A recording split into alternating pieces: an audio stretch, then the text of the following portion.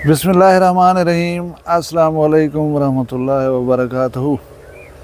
बुध दी निमार मुहर्रम उल हराम दी 6 जुलाई दी 2 तारीख और 19 तारीख आहड़ दी वखरी गाल दे नाल मुमताज़ सारिक तुरी खिदमत च हाज़िर हां। उम्मीद है तुसीं सारे सज्जन खैर सलाह दे नाल सो अल्लाह तुहानू अपनी हिफ्ज़ व अमान च रखे।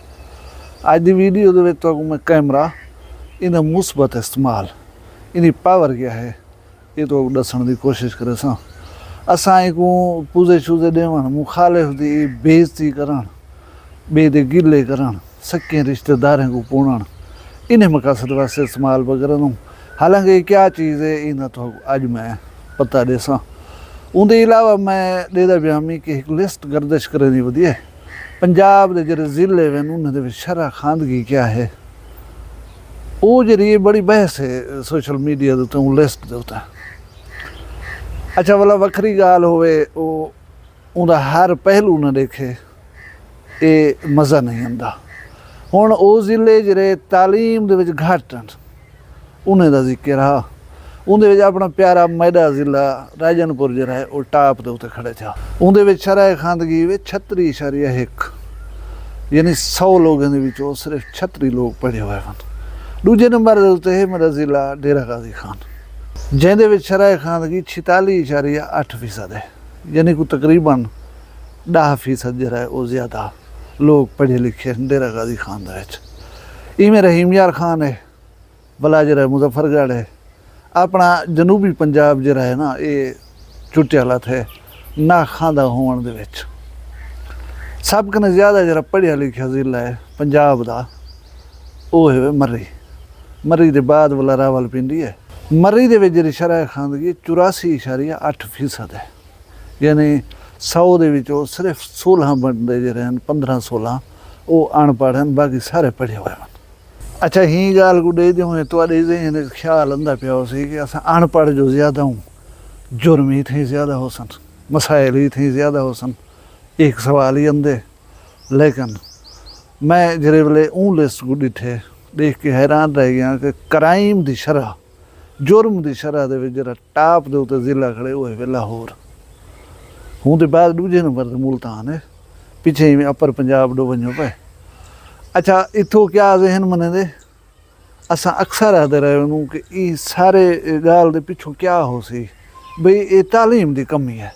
इहदे विचों मतलब ये गाल दी नफ़ी थी वेंदी कि तालीम की कमी सिर्फ वजह नहीं क्राइम थीवण दी जुर्म थीवण दी।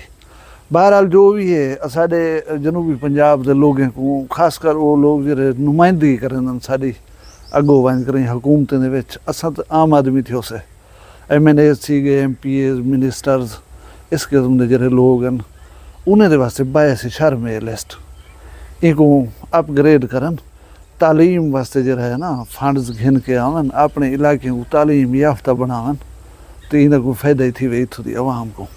हुण जुल दूँ वीडियो के मेन टॉपिक वाले पासे। मेन टॉपिक ये है कि एक कैमरा ये माइक्रोफोन इनकी पावर क्या है अगर इनको मुस्बत इस्तेमाल किया वजे तो यही चीज़ तो थोड़ा जहाँ डिस्कस करे सूँ। तुसा सोशल मीडिया के एक वीडियो डिठी हो सी बिजली का एक दफ्तर है उन्हें एक माई गई है कोई बिजली का मसला हो सी उन्हें बुजुर्ग खातून है उनको गार्ड है जरा दफ्तर का घील करें तो घीली वेंदे जिवें पर्ची को घीलेंगे 12 वंज के सट देंदे वो कैमरे दे विच कैद थी वेंदी वीडियो भला वो वीडियो जिहड़े वेले वायरल थींदी है वो सिक्योरिटी गार्ड जरा ये काम पे करंदे उही ढकींदे अफसर के खिलाफ ही कार्रवाई थी है जैसे दफ्तर वो बुढ़ड़ी गई वधी आई। इवें साढ़े कल कोट छुट्टा दे विच एक मसला है शाहनी बिरादरी के 2 बाल जिन्हें उम्र 6-7 साल है बाल हैं बलावा रूह है वो इवें टोर पर नाल एक जिमीदार है लिडी खोसा खोसा कौम है उन्हें एक ब्रांच है लिडी उन्हें कोई अंबे के दरख्त या कोई बाग आग गिनो उन्हें बड़े अंब जुल पटे बाल हैं टोर पैन उतना उन्हें अंब पट्टे भी कहीं नहीं पट्टन गए वधे हैं उन्हें मौजूदगी को देख कर कोई अंबे का राखा हो सी बंदा उन्हें बालें को पकड़ गए थे। FIR के मुताबिक उन्हें बालें को 2 घंटे तकरीबन रस्सियों के बधी पर है उतो छोड़े ने घेन नाल करीब अपना भाणा ने उहदे उत्ते उन्हें को खले बुझे किते ने, बालें को तशद्दुद किते ने। उहदे बाद उन्हें बालें दे कपड़े लवा के देने और ये सारा कुछ कैमरे के सामने किते ने, वीडियो बनाई ने। वो बाल अलिफ नंगे कर करें, उन्हें घर वाला पछे ने, जूते उतें रखवा के देने, कपड़े उतें रखवा के देने। वीडियो सोशल मीडिया के उत्ते आ गई है। MPA ने एक नौजवान सरदार अवैस अहमद खान लिगारी दे भांजे वन सरदार अली खान लिगारी, वीडियो जल्द उन्हें दी नज़र गुजरी है, उन्हें पुलिस को अप्रोच करके अहकामात दितन कि इन्हें बंदे के खिलाफ कार्रवाई करो। इन्हें ह्यूमिलिएशन की है, इन्हें इंसानी तौहीन की है, एक क्राइम का इर्तकाब किया ने, लिहाजा इन्हें सज़ा मिलनी चाहिए। पुलिस हरकत दे चाहिए। पुलिस ने बंदे पकड़ गए थे। बंदे क्या बंदा पकड़े ने, वो मुलाजिम जरा बालें को पकड़ गया, वो बाग का जरा चौकीदार है मैं समझो, जरा असल गोदा हा जै खले बुझे मारन, जरा अपने डेरे के उत्ते गिनवा के उन्हें बालें को अदालत लाइए सी, खुद जज बन खड़े, उन्हें सजाएं दीतन सी। वो दसे ने पैन के थोड़ा बा असर आदमी है, उनको गिरफ्तार करने की या शायद पुलिस टाइम देता हो सी कि बाबा तू जमानत करवा गन। मुलाजिम को गिरफ्तार करके देने, वो पुलिस के कब्जे दे विच FIR में दे प्यामी। उहदे विच जिहड़े दफात लाए ने, 2 दफात ऐसे हैं कि एक दफ़ा है जिहदे विच उन्हें 2 साल की सज़ा थी, बी एक दफ़ा है जिहड़ी हब से बेजायज रखण दी है, उहदे विच 7 साल की कैद थी सकती है। मैं मान सकता कि हुण ये मामले का पैचअप थी सी, सुलह थी सी, वसेब दे बंदे विच पए वे सन कि भी छोड़ो छोड़ो छोड़ो, वो बंदे ठीक है, पुलिस वाले ने चुंगोले चो निकलो सन। उन्हें बाले ना प्यू दुबई दे विच मेहनत मजदूरी करेंदे, वो उठा वो वीडियो सोशल मीडिया के उत्ते भेजी पिया कि मैं गरीब आदमी इतना मेहनत मजदूरी करना, मेरे बालें दी नाल जरा कुछ किते ने, मैं को इंसाफ चाहिए। उनको इंसाफ मिल गया, बंदा थाने पहुँच गया, इलाके गाल सुन गई थी।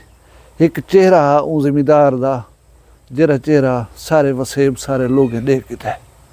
हुण वो जिमीदार साहब अंबे की क्या हैसीयत है, वो तो आदे ना सब पट्टे कहे नहीं, पट्टन की नीयत नाल बाल जरूर गए उथा, बाल हन पट्टे की ने ना अंब चोखी पैसे ने हन अदा तैं उन्हें को तशद्दुद जो शुरू कर रही थे, उन्हें दी हसरत पूरी करने दे वास्ते 1-2 अंब आपे चाह देवे उन्हें को।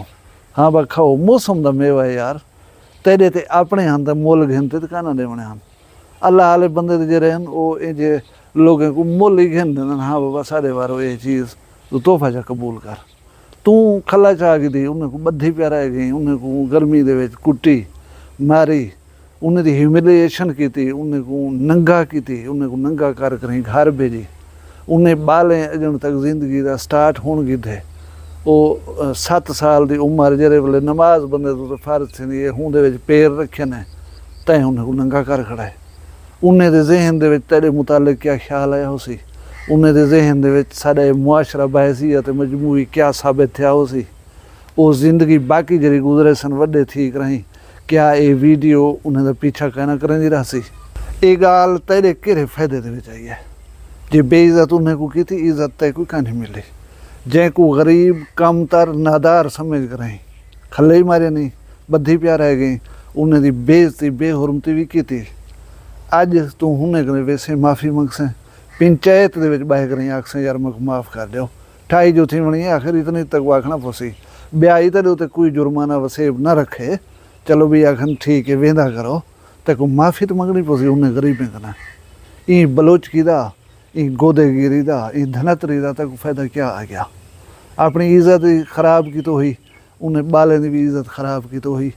इंसान को कम तर समझण छोड़ दो, इंसान को आप समाज वे समझण पे सो बहुत सारे मसले में हल मिल वैसी। भला मैं वसेब दे नौजवान को ये पैगाम देवां कि ई कैमरे और ई माइक दे नाल तुसां वसेब दे विच थी वन वाले जुल्म जे रहन वो दुनिया को दिखाल सकदो। अपने वसेब जे जेड़े महरूम आन उन्हें को मंजर आम दे उत्ते घिनो, दुनिया को दिखाओ, अपने नुमाइंदे को दिखाओ, अपने पूरे वसेब को दिखाओ, अपनी हुकूमत को दिखाओ कि ये मसले न साढ़े वसेब दे विच। तो आको ये कैमरा ये मोबाइल इस वास्ते कह नहीं दिता गया कि उत्ते पूजे मारो, इहदे उत्ते मुखालफे ने पटियाँ उछालो, इहदे उत्ते कहीं दे गिले करो, कहीं को थ्रेट करो या कहीं को कमतर साबित करते आपको आला तर साबित करने की कोशिश करो। ये बड़ी मुस्बत चीज़ है वे, इन मुस्बत इस्तेमाल मुआशरे घेनो सो आप कोई फ़ायदा थी सवे बिने कोई फ़ायदा थी सी।